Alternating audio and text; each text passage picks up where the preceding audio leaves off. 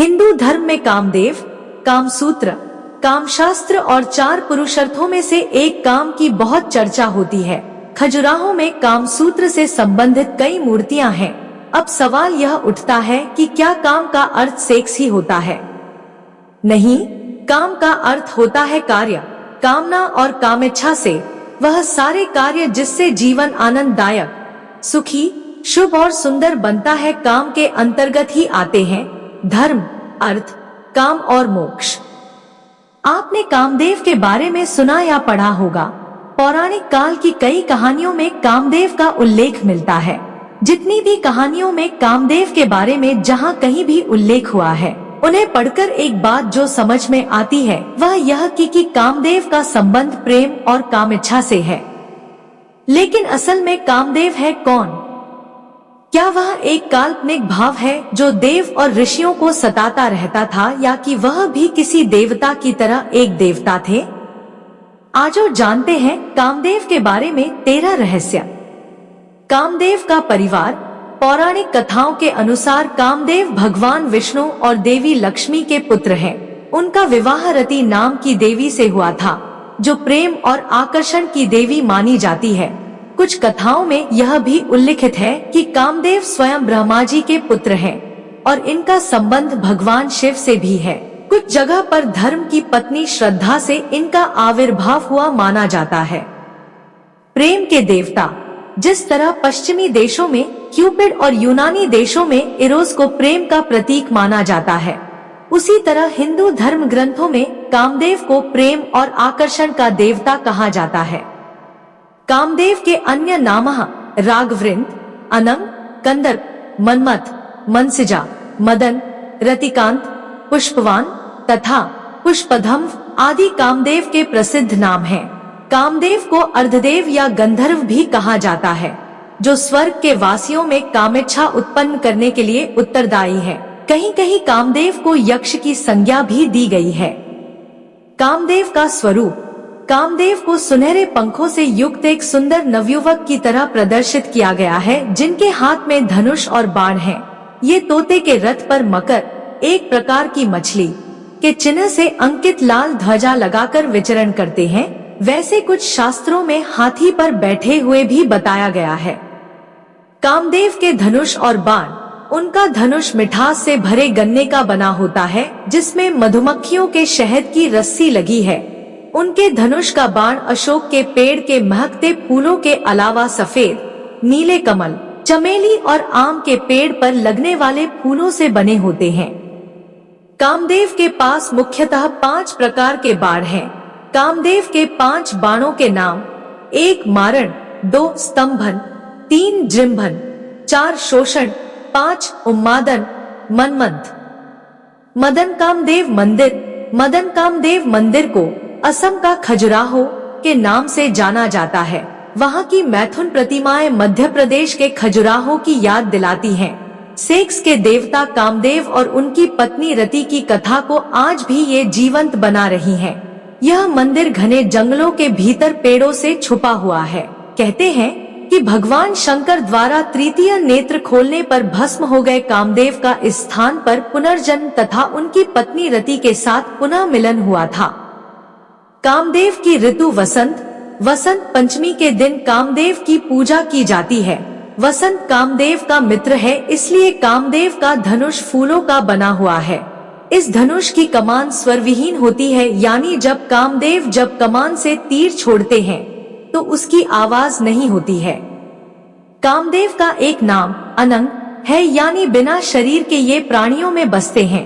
एक नाम मार है, यानी यह इतने मारक हैं कि इनके बाणों का कोई कवच नहीं है। वसंत ऋतु को प्रेम की ही ऋतु माना जाता रहा है। इसमें फूलों के बाणों से आहत हृदय प्रेम से सराबोर हो जाता है। यहाँ रहता है कामदेव का वास। यौवनम स्त्री च पुष्पाणि सुवासानि महामतेह, गानम मधुरश्चैव मृदुलांजशब्द, उद्यानानि वसंतश्च सुवासाश्चंदनादया, संगो विश्व सक्ताना नराणां गुह्य दर्शनम, वायुर्मदः सुवासश्च वस्त्राण्यपि नवानि वै, भूषणादिकमेवं ते देहा नाना कृतामया। मुद्गल पुराण के अनुसार कामदेव का वास यौवन, स्त्री, सुंदर फूल, गीत, पराग कण या फूलों का रस, पक्षियों की मीठी आवाज, सुंदर बाग बगीचों, वसंत ऋतु, चंदन, कामवासनाओं में लिप्त मनुष्य की संगति, छुपे अंग, सुहानी और मंद हवा, रहने के सुंदर स्थान, आकर्षक वस्त्र और सुंदर आभूषण धारण किए शरीरों में रहता है। इसके अलावा कामदेव स्त्रियों के शरीर में भी वास करते हैं, खास तौर पर स्त्रियों के शरीर में भी वास करते हैं, खास तौर पर स्त्रियों के नयन, ललाट, भौं और होठों पर इनका प्रभाव काफी रहता है। एक कामदेव और शिव। जब भगवान शिव की पत्नी सती ने पति के अपमान से आहत और पिता के व्यवहार से क्रोधित होकर यज्ञ की अग्नि में आत्मदाह कर लिया था, तब सती ने ही बाद में पार्वती के रूप में जन्म लिया। सती की मृत्यु के पश्चात भगवान शिव संसार के सभी बंधनों को तोड़कर मोहमाया को पीछे छोड़कर तप में लीन हो गए। वे आंखें खोल ही नहीं रहे थे। ऐसे में सभी देवों की अनुशंसा पर कामदेव ने उन पर अपना बाण चलाकर शिव के भीतर देवी पार्वती के लिए आकर्षण विकसित किया। शिव ने क्रोधित होकर जब आंखें खोली तो उससे कामदेव भस्म हो गए। हालांकि बाद में शिवजी ने उन्हें जीवन दान दे दिया था, लेकिन बगैर देह के। श्री कृष्ण और कामदेव। पौराणिक कथाओं के अनुसार भगवान श्री कृष्ण को भी कामदेव ने अपने नियंत्रण में लाने का प्रयास किया था। कामदेव ने भगवान श्री कृष्ण से यह शर्त लगाई कि वे उन्हें भी स्वर्ग की अप्सराओं से भी सुंदर गोपियों के प्रति आसक्त कर देंगे। श्री कृष्ण ने कामदेव की सभी शर्त स्वीकार की और गोपियों संग रास भी रचाया, लेकिन फिर भी उनके मन के भीतर एक भी क्षण के लिए वासना ने घर नहीं किया। रति ने पाला कामदेव को पुत्र की तरह, फिर उनसे कर लिया विवाह। जब शिव ने कामदेव को भस्म कर दिया तब ये देख रति विलाप करने लगी। तब जाकर शिव ने कामदेव के पुनः कृष्ण के पुत्र रूप में धरती पर जन्म लेने की बात बताई। शिव के कहे अनुसार भगवान श्री कृष्ण और रुक्मणी को प्रद्युम्न नाम का पुत्र हुआ, जो कि कामदेव का ही अवतार था। कहते हैं कि श्री कृष्ण से दुश्मनी के चलते राक्षस शंभरासुर नवराज प्रद्युम्न का अपहरण करके ले गया और उसे समुद्र में फेंक आया। उस शिशु को एक मछली ने निगल लिया और वो मछली मछुआरों द्वारा पकड़ी जाने के बाद शंभरासुर के रसोई घर में ही पहुंच गई। तब रति रसोई में काम करने वाली मायावती नाम की एक स्त्री का रूप धारण करके रसोई घर में पहुंच गई। वहां आई मछली को उसने ही काटा और उसमें से निकले बच्चे को मां के समान पाला पोसा। जब वो बच्चा युवा हुआ तो उसे पूर्व जन्म की सारी याद दिलाई गई। इतना ही नहीं, सारी कलाएं भी सिखाई। तब प्रद्युम्न ने शंभरासुर का वध किया और फिर मायावती को ही अपनी पत्नी रूप में द्वारका ले आए। भगवान ब्रह्मा ने दिया वरदान। पौराणिक कथाओं के अनुसार एक समय ब्रह्मा जी प्रजा वृद्धि की कामना से ध्यानमग्न थे। उसी समय उनके अंश से तेजस्वी पुत्र काम उत्पन्न हुआ और कहने लगा कि मेरे लिए क्या आज्ञा है। तब ब्रह्मा जी बोले कि मैंने सृष्टि उत्पन्न करने के लिए प्रजापतियों को उत्पन्न किया था, किंतु वे सृष्टि रचना में समर्थ नहीं हुए, इसलिए मैं तुम्हें इस कार्य की आज्ञा देता हूँ। यह सुन कामदेव वहां से विदा होकर अदृश्य हो गए। यह देख ब्रह्मा जी क्रोधित हुए और शाप दे दिया कि तुमने मेरा वचन नहीं माना, इसलिए तुम्हारा जल्दी ही नाश हो जाएगा। शाप सुनकर कामदेव भयभीत हो गए और हाथ जोड़कर ब्रह्मा जी के समक्ष क्षमा मांगने लगे। कामदेव की अनन्य विनय से ब्रह्मा जी प्रसन्न हुए। उन्होंने कहा कि मैं तुम्हें रहने के लिए 12 स्थान देता हूँ। स्त्रियों के कटाक्ष, केश राशि, जंघा, वक्ष, नाभि, जंघमूल, अधर, कोयल की कूक, चांदनी, वर्षाकाल, चैत्र और वैशाख महीना। इस प्रकार कहकर ब्रह्मा जी ने कामदेव को पुष्प का धनुष और 5 बाण देकर विदा कर दिया। ब्रह्मा जी से मिले वरदान की सहायता से कामदेव तीनों लोकों में भ्रमण करने लगे और भूत, पिशाच, गंधर्व, यक्ष सभी को काम ने अपने वशीभूत कर लिया।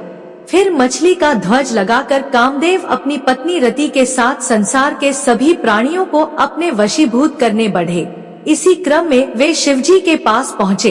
भगवान शिव तब तपस्या में लीन थे। तभी कामदेव छोटे से जंतु का सूक्ष्म रूप लेकर कर्ण के छिद्र से भगवान शिव के शरीर में प्रवेश कर गए। इससे शिवजी का मन चंचल हो गया। उन्होंने विचार धारण कर चित्त में देखा कि कामदेव उनके शरीर में स्थित है। इतने में ही इच्छा शरीर धारण करने वाले कामदेव भगवान शिव के शरीर से बाहर आ गए और आम के एक वृक्ष के नीचे जाकर खड़े हो गए। फिर उन्होंने शिवजी पर मोहन नामक बाण छोड़ा, जो शिवजी के हृदय पर जाकर लगा।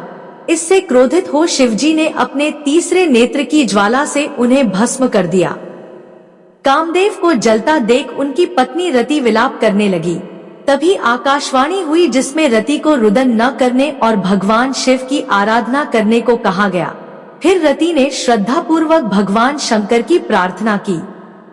रति की प्रार्थना से प्रसन्न हो शिवजी ने कहा कि कामदेव ने मेरे मन को विचलित किया था, इसलिए मैंने इन्हें भस्म कर दिया। अब अगर ये अनंग रूप में महाकाल वन में जाकर शिवलिंग की आराधना करेंगे तो इनका उद्धार होगा।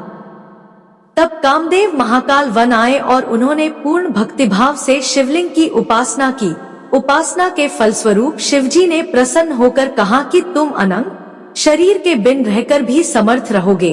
कृष्णावतार के समय तुम रुक्मणी के गर्भ से जन्म लोगे और तुम्हारा नाम प्रद्युम्न होगा।